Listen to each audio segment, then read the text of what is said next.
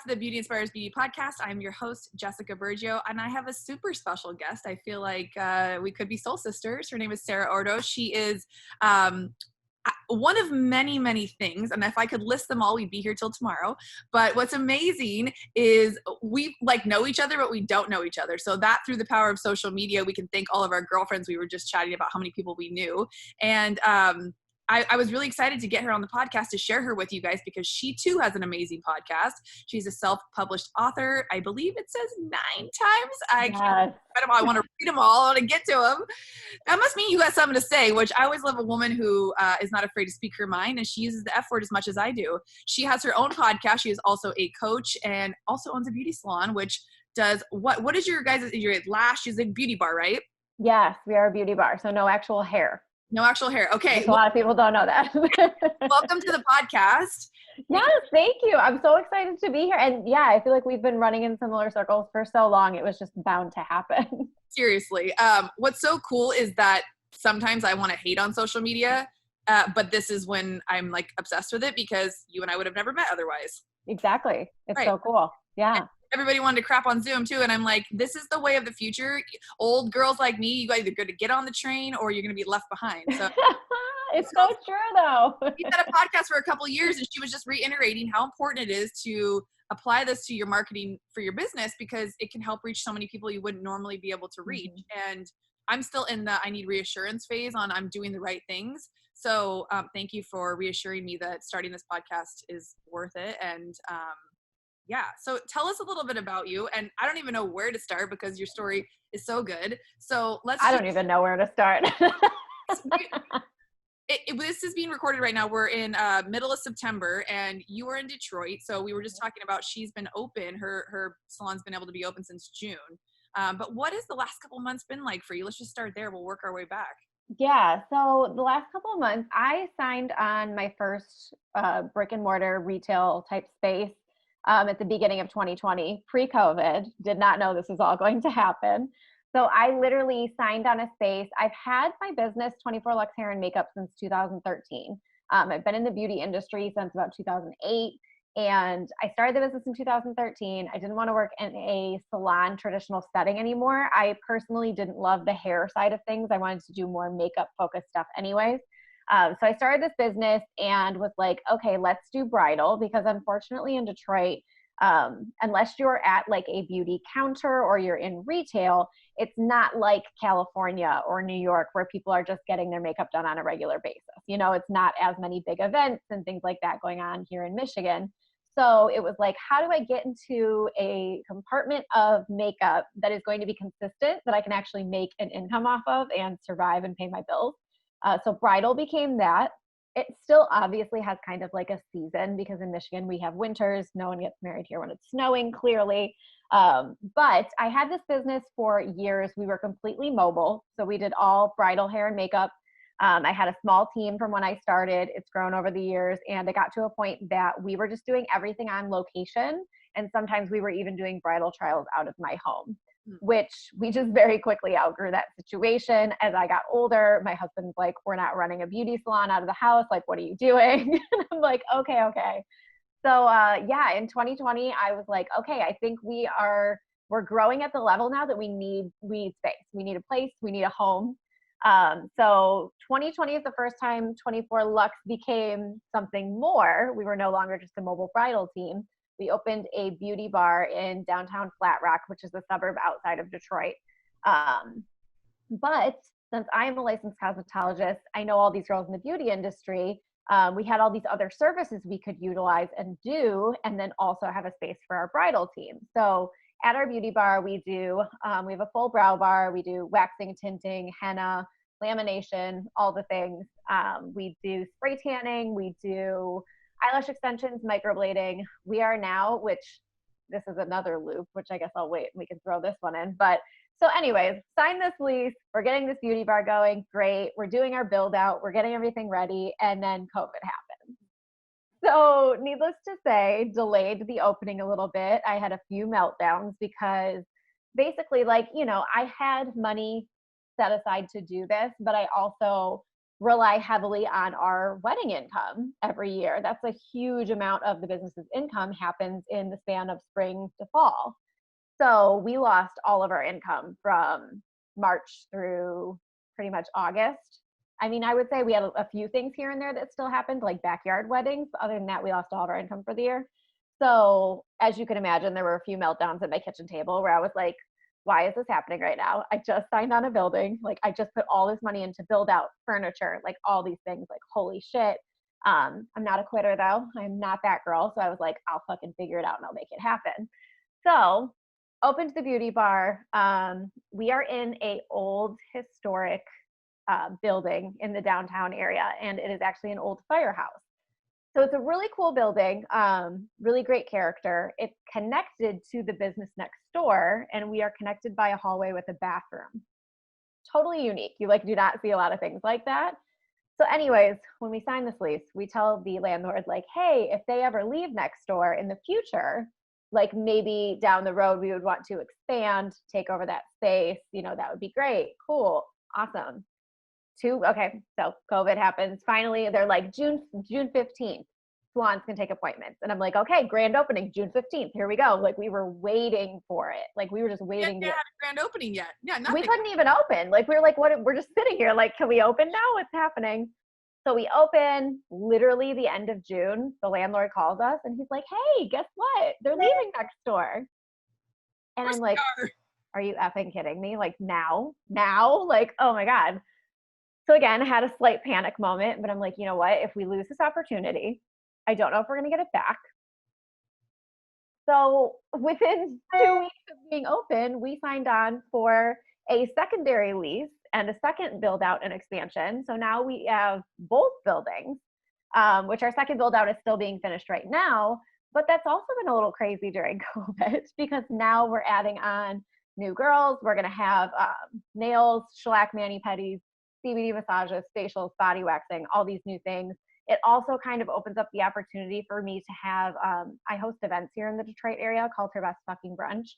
It also opens up an opportunity for me to have some smaller events there because we do have a lot of open space on the other side of the building that we can utilize. So it's been great, but it was a lot at once. And then you like threw COVID into the mix and it was like, holy shit.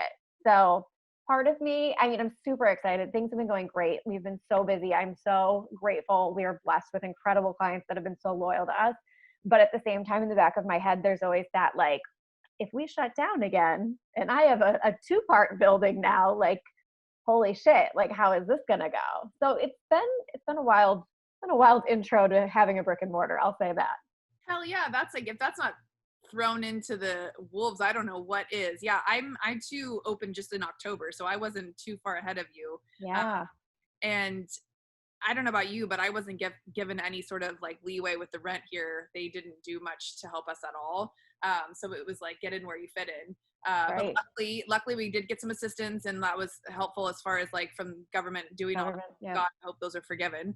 But that's amazing. And us too, he tried to get me to take the second space next to us as well. And what ended up happening was, because I'm going so further deep into doing the podcast and the coaching and the other things, I was like, the universe fucking with me. I was like, wait, no, I thought you said you wanted me to work on this other part of the business, and now you want to give me this side too. So I had to really take a moment to go in and be like, what is it that you really want? And one of the other girls, she's always wanted her own space too. And it just became this opportunity where, well, you talk about helping other people achieve their dreams. Like, now's your chance to like get out of the way and encourage her to take it. So we negotiated it down so she could afford it. And so she's going to be my neighbor and have her own studio next door. Oh, that's amazing. That's so cool. So it's super cool. I know out of this, like, so many things have happened, good and bad, silver linings. Like, at the end of the day, you would have probably not got that space for years to come. Same with me. Right. So right. That's just crazy. Wow. What, and you're still standing. I literally told someone, I said, if I get through 2020 opening this brick and mortar with this, I am a great fucking businesswoman because I can handle anything at this point. Starting it basically in the middle of a recession. And we know that this industry is recession proof. Like, the ombre came out of 2008. Like, people just still get shit done. They might just get it done differently. And I've been doing this for 20 years. Like, that's one of my favorite things about this industry. It is so resilient. No one can take our job from us. Like, we can do it anywhere, anytime, for anyone. So It's so true. Like, and that's what I told everyone. It was so funny because everyone's like, oh, aren't you so scared? Everyone's so worried about money right now. Like, how are you going to open this business? Are people going to come in and get services done? The minute we opened those books, we were booking out for weeks because everybody wanted their stuff done. They'd been waiting. And that's the thing. I told everyone the whole time. It's so funny you said it because I literally told everyone, I said, if there's one industry that's going to come out of this, it's going to be the beauty industry because these bitches want their stuff done. Like they want to get their hair touched up. They want their lashes. They want to get waxed. They want to get their brows on. Like people, like, are you kidding me? Yeah. Yeah, we were the ones for sure. For sure. It's the year of self-care too. So people are like unapologetic about taking care of themselves as they should. Okay, so let's backtrack. How did you get into the industry? How long have you been in the game for? Yeah, so I started beauty school in 2007. I did not go during high school when it was free. For some reason, I decided I should wait. My parents really wanted me to go to college. So I like started the whole college thing. And then as I was already a receptionist at a hair salon while I was going to school. And I remember going to my manager at the hair salon and she was amazing. Like she's literally like was a second mother to me back then. And I was like, I think I really want to do hair. And she was like, oh my God, yeah, like let's get you in beauty school. Like, let's do this. And my parents were like totally against it. They were like, no, you need to go to college. And me being like my hard-headed self, I was like, well, I'll just do both then, watch me. And I did. Like I was insane, but I did. I went to school. I went to beauty school full time. I went to night school at college still. And so I actually started working at the hair salon in 2008. Since I already worked there, I had a chair waiting for me as soon as I finished, which was a blessing. I didn't have to like look for a job. And then I finished my degree while I was working in the salon. And then literally like, so funny. I literally finished my last class. I swapped. I was teaching preschool and student teaching while I was finishing college. And then I would still work at the salon on the weekends because I just loved it so much. And I remember I literally got my degree and told them I wasn't coming back to teach in the fall. I was like, I don't want to do this. And I told my parents, I was like, I still don't want to do this.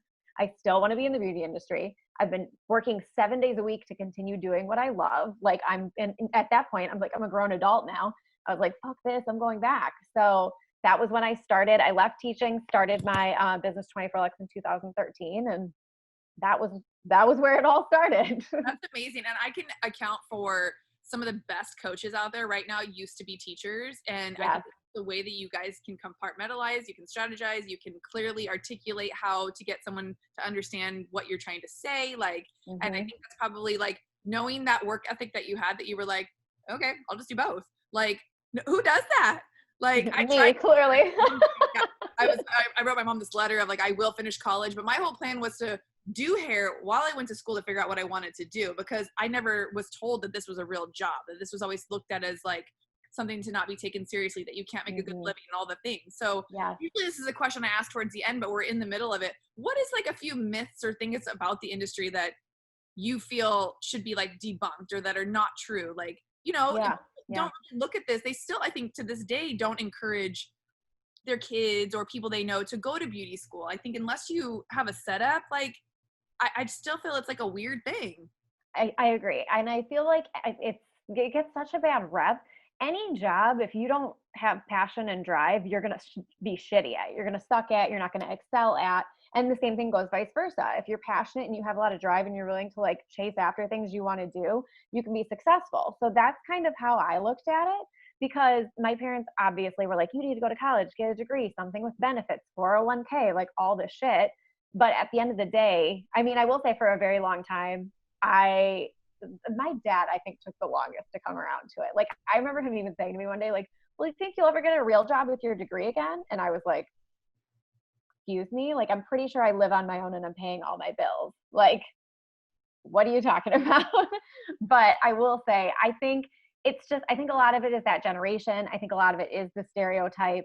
But that's the thing. Like, I think that's such a horrible myth out there, because I have been able to create a fucking incredible life, an incredible business, an incredible lifestyle in the beauty industry. And I know so many other women that have been able to do the same.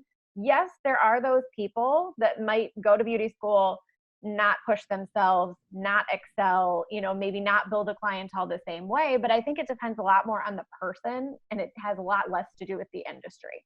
Absolutely. I couldn't agree more. I couldn't Yeah. agree. I mean, because I'm sure, I don't know about you, but I've worked in several salons, and, I was always like, I'm not an extraordinarily talented hairdresser. Like, my work itself isn't, the best of the best, but I'm a people person. And, I was a coach, like, as far as for sports, when I was growing up, I always had great coaches. And so that was my version of being able to teach after I graduated. And I think, I would look around at people who weren't as busy and think, okay, what is the difference? Like, you're not a bad person. Your work is really good. Why are you doing 1/3 of the business I'm doing? And it's just, I think it's just work ethic and drive. And I think that is something that you can condition yourself to have, but it sounds like that was something you were just brought up with, because I don't know anybody else who could like do school two different schools and finish, and to show you have the wherewithal to see that space take over, be open, and then be able to be like, you know what? I've made everything else work in my life one way or the other. I can do it. Yeah, absolutely. That has your back too. So that's always huge. And that comes from being a good leader, because you don't establish having a good team around you unless you're a good leader as well. So that's huge. Congratulations. That's so awesome. Thank you. And what you just said, I love too about, oh my God, I'm like blanking now, about, the like relationship you have with clients. And I talk to people about this all the time. I'm like, there are people that do much better brows than I do. Let's be completely honest. People can get a $7 eyebrow wax at the nail place that might be fine. People come for me. They come because they're my clientele. We always talk about what's going on in their life. They come as much for their stylist as they do the service, because they always make jokes like hairstylists or like therapists, but you create a connection with people, and people will remember how you treat them the most out of anything, and the actual experience they have. And then, like I said, I'm sure there's someone that does brows better than me, 5,000%. I'm sure I'm not the best at it, like, amen. But yeah, it's like you create that relationship with people. They will follow you. They will come and see you, and they will still, just because of that relationship you build with them, they'll stay loyal. Hands down. Hands down. And now I think it was one of the best tips one of my early mentors ever gave me when I was really young. He was like, read the books, go to the movies, like read the newspaper, find out what's going on in the world, so you have conversation to have with your clients. And he just had such good conversations with his clients, and he could listen really well and hold space for people. And so he really taught me how to listen versus talk over people. So as much as we love to talk, like that's a skill set in its own as well. So yeah, that's probably one of the biggest things too, I think. And then being able to establish who you are in the industry, like putting on and I think that's, now that it's so saturated because with social media, being able to set yourself apart. So you've done a really good job at setting yourself apart. Like whenever I see the word fuck, I think of you, which I'm like, that's a fuck word. Yes. Mission accomplished. Sarah and I both host brunches, and I think that was another commonality that we had too. I was pushed in my mastermind to start or do something, and that was what I came up with these networking brunches for our industry, because I wanted to hang out with more people like me versus doing more stuff for clients. And so you host the brunch. How did you start with live events? Where did that come from? Did you have your book written and then you decided you wanted to promote it, or you had how did that come to be what it was? Yeah, so the events were actually one of the most recent things I've done before the whole beauty bar opened. So my whole online, I like to say my online career, like the opposite of all the beauty stuff I do, started when I got sober 5 years ago. That's when I started writing my books. That's eventually when I started the podcast, started doing all the online content, YouTube, all of that. And then the events actually came last, because I was already doing so many so many things where I was talking online, making videos online where I was talking and sharing my story, where people were like, oh, you should speak about your story. You should speak about things. You should come talk to people about things in person. Because the internet's great. I had so many people on the internet listening, but so many people were like, oh, I would love to meet you. I would love to meet you. I would love to come see something, like that in-person interaction, that connection, that networking. And so I saw other people, and again, Detroit, not a lot of things going on here. It's not every event I want to go to is in California, Chicago, or, Florida, New York, all these other places. And there really wasn't anything going on in Detroit at all. So that's how I kind of started these Her Best Fucking Brunch events. I was like, well, let's just kind of see what happens. And so they started as 30 women events, and they would just sell out every time. And I was like, holy shit, these keep selling out. I got to go to the next level. I got to do something bigger now. And so last December, I had my first one-day women's event. We had 100 women, sold it out. Like, it was insane. And it was just so freaking cool. But what I love about it and how I got there is like, after that first day, like, speaking was like, it literally was like high on life to me. Like, I already loved sharing my story so much, but like, there's a big difference between sitting in front of a computer with a microphone and actually seeing people when you're speaking and seeing how they're reacting and seeing people cry because they're connecting to what you're saying, or having people come up to you after, like, giving you a hug and like, oh my God, I resonated so much. Like, you're such an inspiration to me. And that like in-person connection was just something I fell in love with. And it's so unfortunate because 2020 started. I had one smaller event around Valentine's Day. We had like a Valentine's Day brunch event that was just a more intimate one. But then I totally had every intention of doing more of these one-day women's events this year. And, you know, the whole thing's just kind of been like put on a screeching halt. I did one virtual event right at the beginning of quarantine, but now I'm just kind of waiting it out because I'm like, it's not the same. I want to get back in person. I want to meet people again. Like, it's so much fun. So I miss it. I miss it so much. I miss it too. I did try to go online for a few weeks right afterwards, and it's just like, they weren't ready. People were just not like, we weren't yeah, it's so different. And I think in the face of when there's so much uncertainty, like, people weren't open to listening to stuff. Nobody wanted to hear. They just wanted to know what the fuck was going on. Yeah, exactly. So did Her Best Fucking Brunch, did that title come from, or is that what your books are called too? Her Best Fucking Life? Was that part of that? No. So, okay. So my books span on a few different topics. They started in sobriety. They get into a little bit more personal development type stuff. Her Best Fucking Life was where it came from. And that was the podcast. That's where that whole thing started. Okay. So yeah, Her Best Fucking Life started as a podcast. There's also a planner and journal that I created on Amazon. And so then when I was going to create my event, I remember going through a couple different names, and I was just like, I don't know, like going back and forth, and nothing just like fit. And then I was like, Her Best Fucking Brunch was just like, oh my God, why am I not doing this? People love brunch. Like, this, it would be so fun, and donuts and themes. Like, oh my God, here we go. So it just really kind of like fell into place. Yeah, we're totally soul sisters. I'm like, brunch. Yes. Girl, I don't care what you're talking about or what you're selling. I'm there. Yes. So how did you get, okay, do we want to open up where the sobriety came from? Because there was we can. Yeah, okay. For sure. Let's dive in, because I feel like that's like a component that kind of flipped you into the coaching, right? Because were you coaching before? Yeah. No. Okay. No. Everything. Okay, so I wrote my first book, Sober as Fuck, in 2017.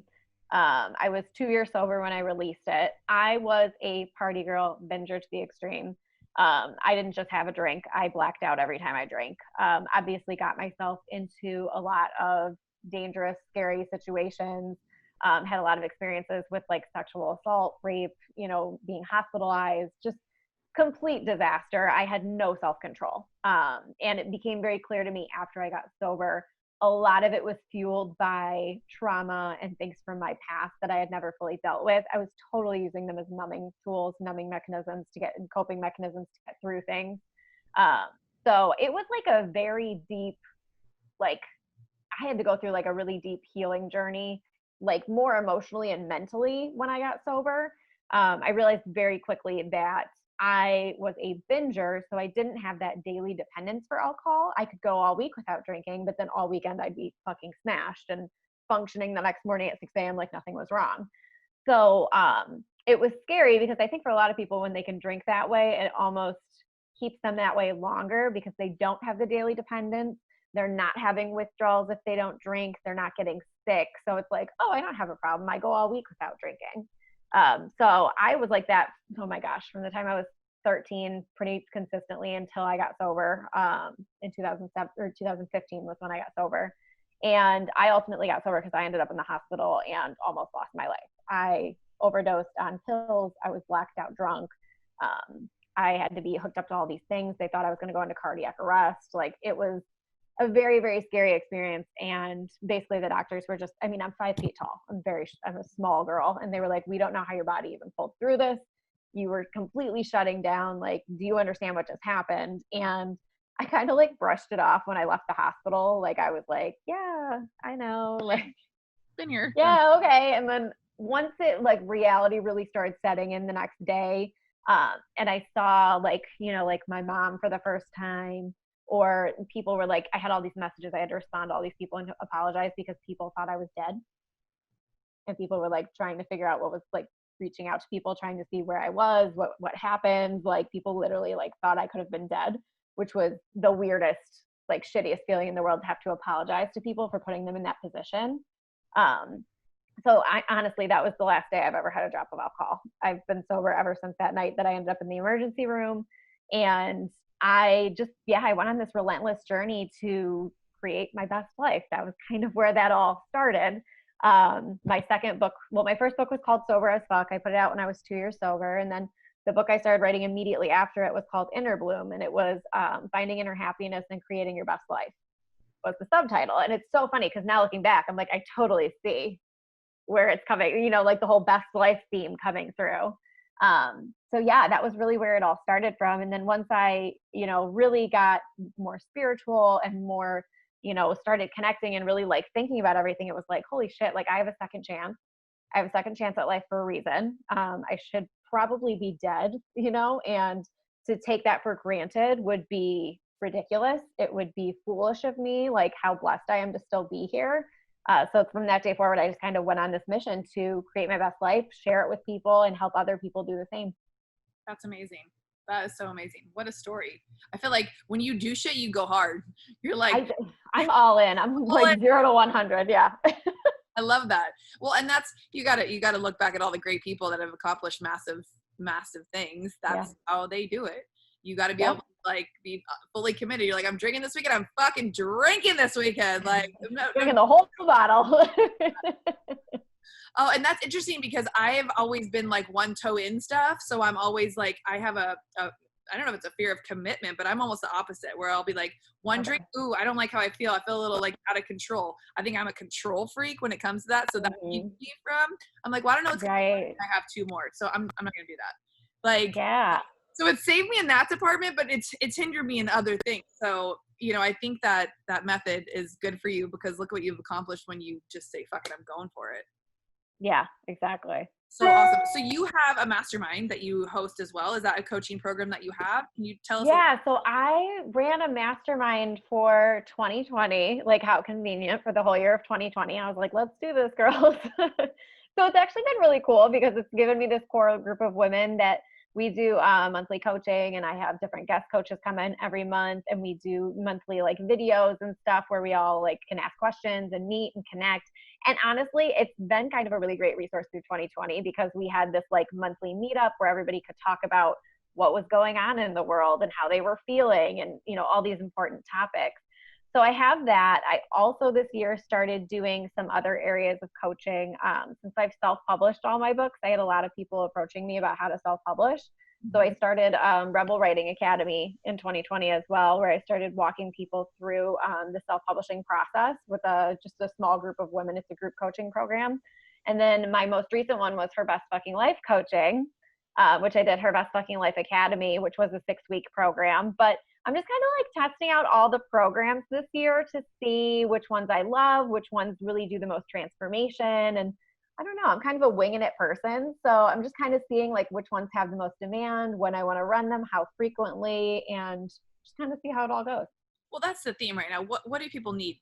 What do people need right now? And what can I give them? Because, you know, we can teach on all the things, but you're really good at what you're really good at. So like stay in your course, and like people already follow you for who you are. So it's like, yeah, that's something similar to my journey as far as like what does my industry need right now, and what they needed in January and February when I had the January brunch, which was goal setting and all of the things people were hype to like end of March, June, much different, much different. And so like having different guests on the podcast have been able to like, you know, pick people's brains about how the pandemic kind of affected them, how they've been having to pivot and all the things. Like clearly we've seen you pivot. Like what did you do to sustain during this time? I mean, you came up with all these things that you do. They were these bringing revenue in. Were you able to sustain that way as far as like personally growing?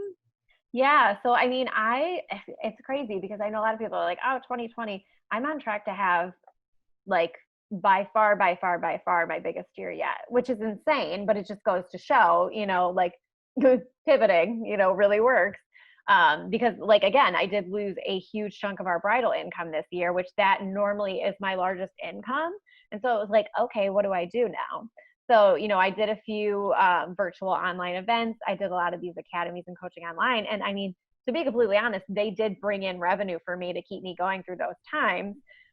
My husband's in real estate, so obviously that was down for quite a bit as well. And there was a point, which he probably wouldn't want me to tell you this, but there was a point for a few months where I carried our income on my back solely.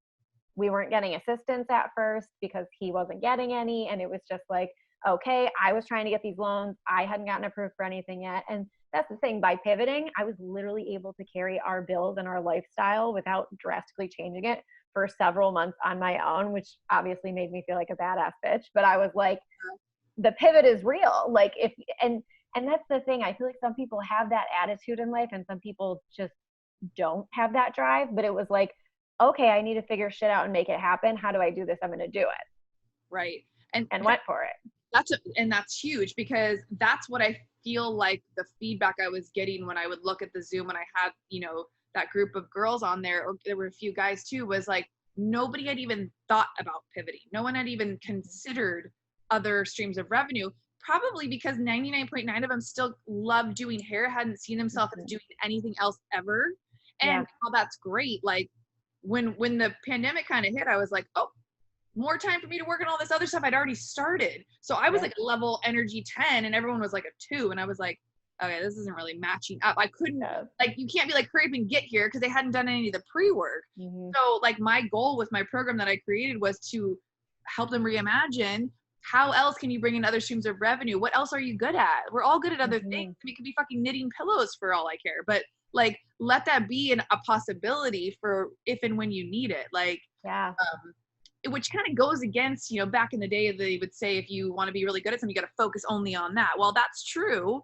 Once you got one thing going, like the hair thing is good. Like, you don't have to keep working on that if you're a hairdresser, if you're a lash artist or whatever.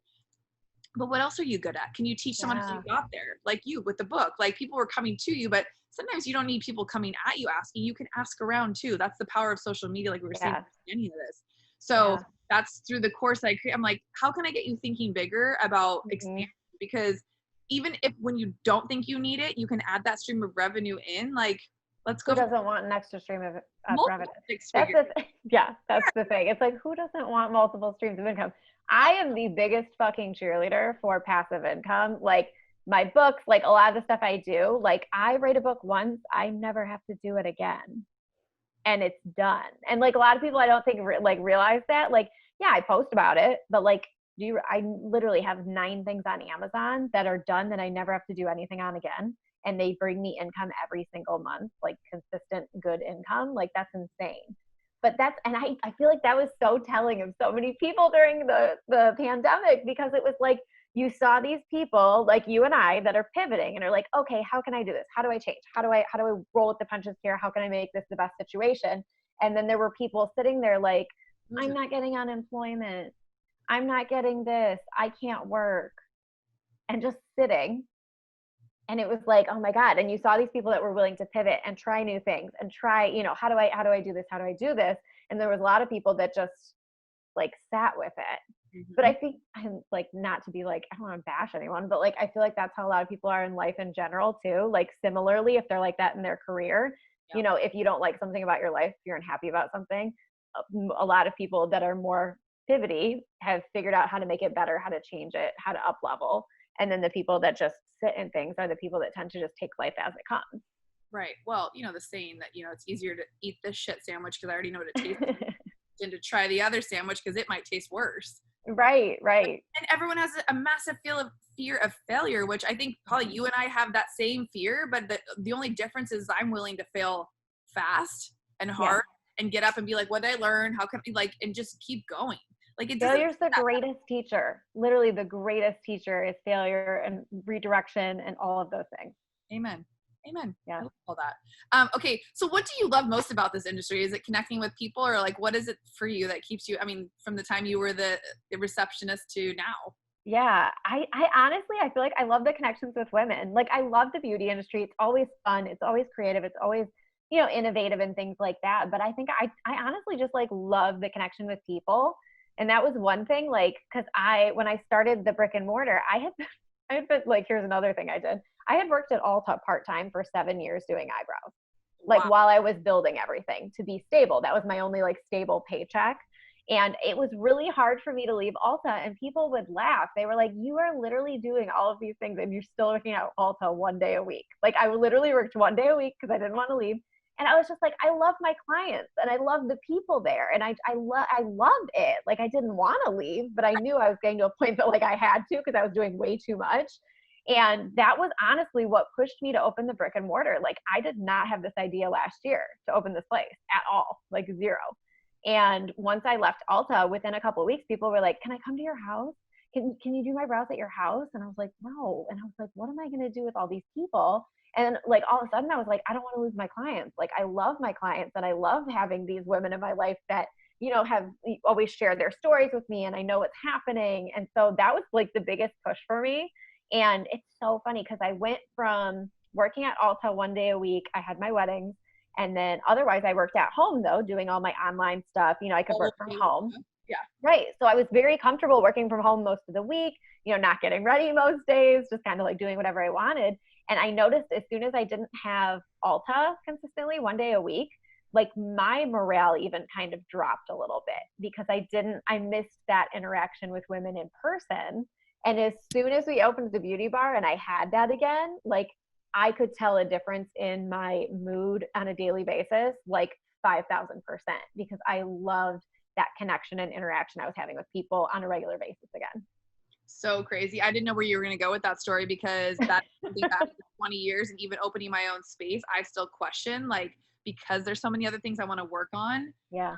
I keep feeling like I should step away from being behind the chair, that it's time to do other things. But you know, the days that I get to come in here, some days I wish I could still work on my other stuff because there's things that need to get done. But like, I love my time with my clients.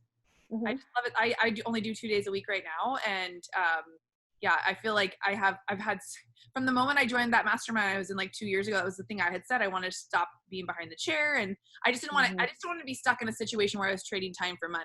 But now I think it as a bigger picture of like, it does fill me up. It's kind of part of something I love to do. Yeah. And the space that I created, of course, like you probably walk in there with a smile on your face. Like no one even there. Yes, like, exactly. Like, yeah, that's exactly how I am too. I kept saying, I don't want to work at a place. I don't want to work at a place. I don't want to work at a place. And then lo and behold, I left Ulta and was like, oh my God, I miss working with clients. Like I need a place now. how many days a week are you in the salon now? It fluctuates depending on how busy we are with weddings. If I'm doing weddings on the weekends, I'm usually there at least like on a busy week, 1 day a week, but 2 to 3 most weeks, I would say. Obviously in the winter, we don't have as many weddings. I'm there a little bit more. But that's kind of the nice thing. Like you said, you're there 2 days a week. You can kind of like design it around what you want to do and build it around that as well, which has been really nice. Yeah, it's been everything, literally. Okay.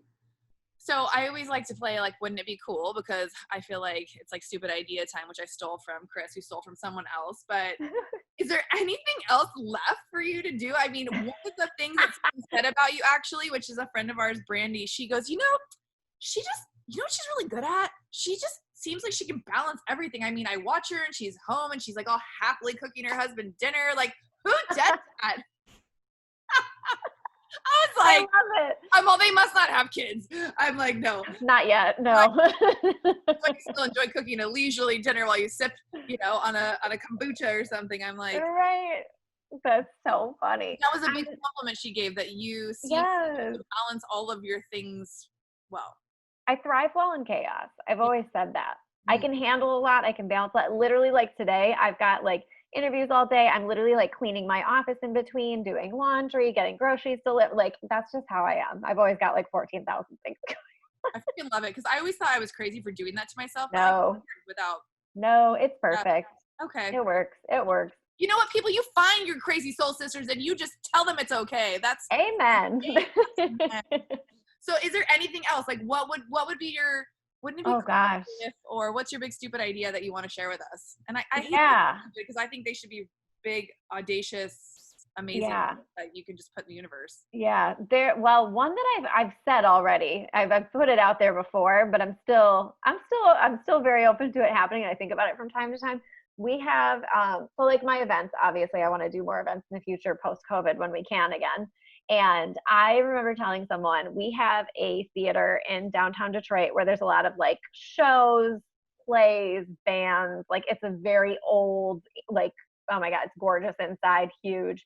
But like you go there to see celebrities, right? So it's huge, like different balcony seating. And I always said I want her best fucking brunch to be at the Fillmore. Like that's what I want. Like I want to be on the stage at the Fillmore, like sell out the Fillmore, have my name up on the marquee that like my event is there.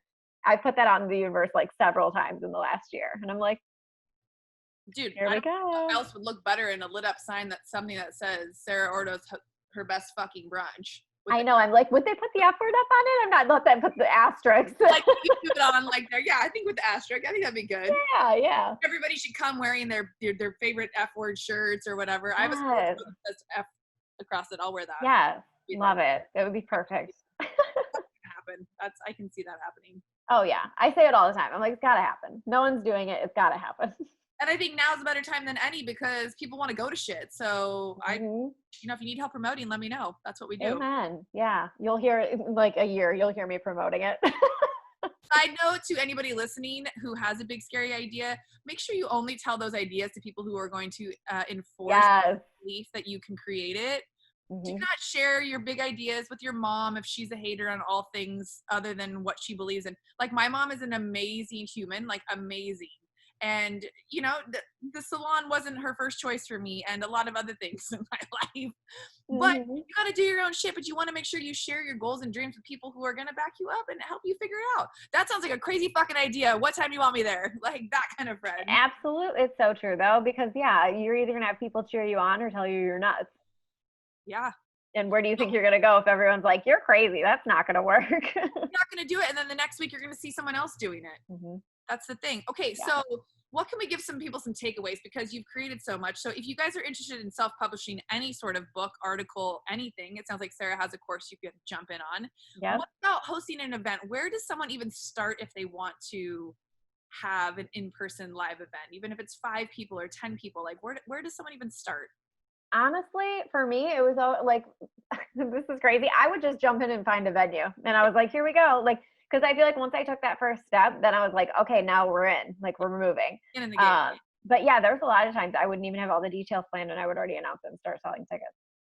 Well, that is definitely the number one piece of advice that a lot of coaches and people that host things say is you have an idea, you book the date, and you reverse engineer how you're going to create it. You just figure it out. Oh, yeah. Yeah, I'd be figuring out swag bags and stuff in the final weeks before, like just adding on sponsors, like, yeah, here we go. But yeah, I say jump all in. Yeah, jump all in and try it. You don't have to be perfect and you don't have to have it all figured all out. Yes. Take step 1 and 2 and stop worrying about step 500. Yes. Amen. Oh my God. Sarah, okay, where can people find you? This was so fun. I feel like we could just chat girl stuff all day. I know. So my website is saraordo.com. You can find pretty much all the places I am on there. My business is 24 Lux. That one, I mean, if you guys are local and want to check it out, if you're in the Detroit area, you can find those online as well. I am most active on Instagram. I'm on Instagram like 24/7. Obviously, all my businesses are linked there too. I'm huge on Insta stories, and then all of my books are on Amazon Kindle. I have one book on Audible. My second should be up very, very, very soon. So fingers crossed it gets approved this week. And then my podcast, Her Best Fucking Life, is on iTunes and Stitcher. Fun. Thank you so much. Thank you for your time. This was amazing. Yeah, this was so fun. Thank you guys. If you enjoyed this podcast, please tag us and tell us your favorite takeaways, and make sure to follow Sarah on Instagram. And I'm going to go to Amazon, and I have yet to be able to download any book that I really love in Audible. So I'm going to wait for your book to come out. Yes, do it. Bye.